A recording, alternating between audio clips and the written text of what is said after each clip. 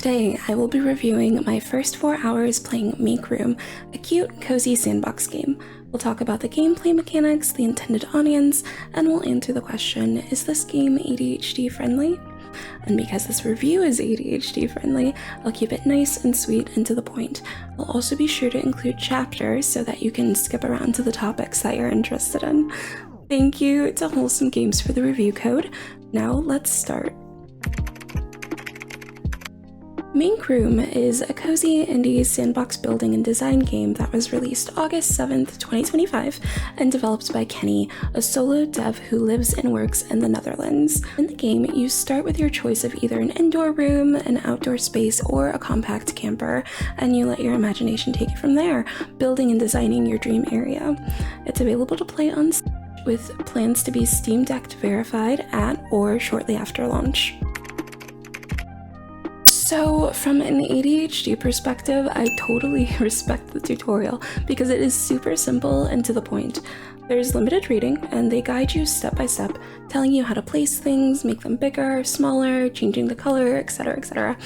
I think it was only a couple of minutes before I was left to design the first room in the game. The game is super user-friendly. I think that the only time that I was stuck was figuring out if there was an undo button when I accidentally deleted some items, but more on that later. The core gameplay mechanics, in my opinion, are nice and chill. If you've ever designed a home in The Sims, I'd compare it to that. Place an object down, change its size, change its color, and you've got yourself a piece of furniture. You can copy it or continuously add more of the item with a single press of a button. I love that you can easily add walls and partitions or change the color of the space outside your diorama. Speaking of things I loved, a part of this game relies on crafting, but not in the way you think.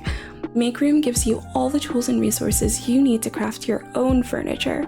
Use any combination of rods, panels, anything you can think of to make anything you can imagine. You can also combine and overlap the many pre-created assets available to get creative and make things that don't even exist yet. It reminds me of Animal Crossing and Dinkum in that sense. Seeing how creative people got by turning bridges into roofs or dumpsters into cars makes me excited to see what people will be able to create in this game. Controls are easy enough to learn. I've been playing on mouse and keyboard, and literally right now, as of writing this interview, I found out that controllers are also supported when you're playing on PC, which could have helped me out, but we'll talk about that in a minute. The gameplay loop cycles fast. Once you're done with a room, you can start on another. I really like the screenshot mechanic as well. There are loads of options to make your diorama picture pop.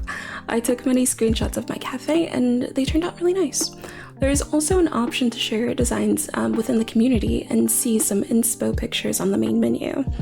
From an ADHD standpoint though, I don't know if I was getting the dopamine hits that I needed after creating the first room or two. The game is so cozy and simple enough. The only times I was confused was when I would accidentally delete something. I was desperate to find an undo button, but I couldn't see one. This is nice. Oh no! Oh my gosh, how do I undo? Control Z. There has to be an undo, right? There has to be an undo. I think that if they have an undo, that would be good. I think that's my first official criticism. I double and triple checked the controls menu, but I didn't see anything that said undo. I might have missed it still though. I also had a problem when wanting to move an object that had one or two things on top of it. I found myself having to position all of those things again, and it was a bit frustrating and tedious, especially when you got to the top object sitting just right. So maybe we'll move everything.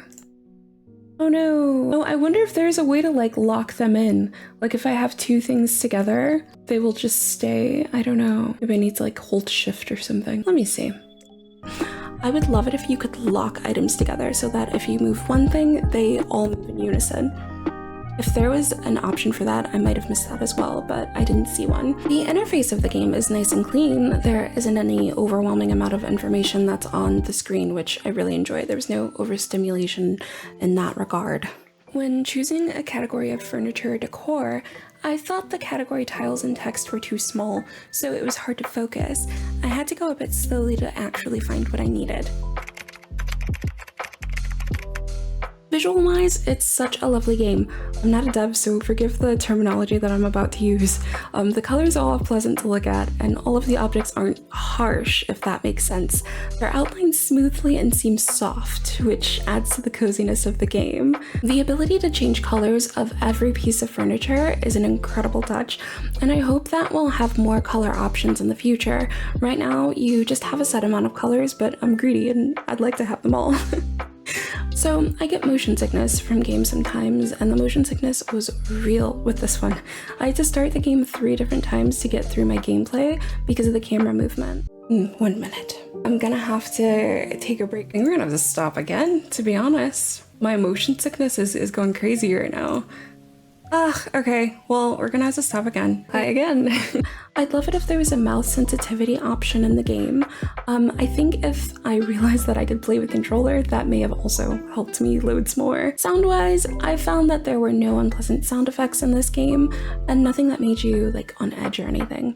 There's super lovely calming music that plays, and what's even better is that you can add ambient noises to your scenes. While I was making my cozy living and dining room, I heard birds chirping, and while I made my cafe, I listened to a thunderstorm. It made me want to get a hot drink and a blanket. And if I didn't feel like listening to the game music, it's another one of those games where I'd probably just turn the music off in options and play from my own playlists. So, I think that the type of person who would love to play this game loves customization, creativity, and interior design.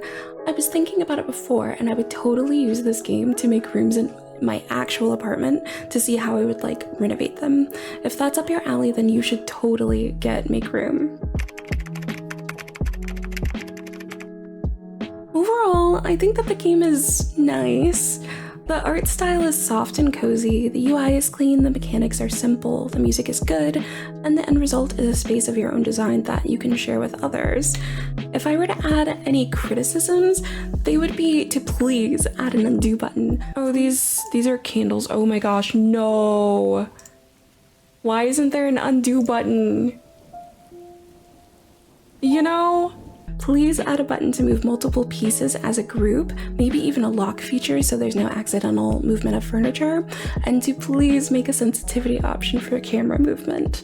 As far as sandbox games goes, this is a good one, but from an ADHD standpoint, there was no, like, object permanence. I could see someone getting hyper-fixated on it for a little bit, but personally for me, it was very much out of sight, out of mind. I didn't find myself rushing back to play it. I'm giving this game 3 little Make Room house guys out of 5.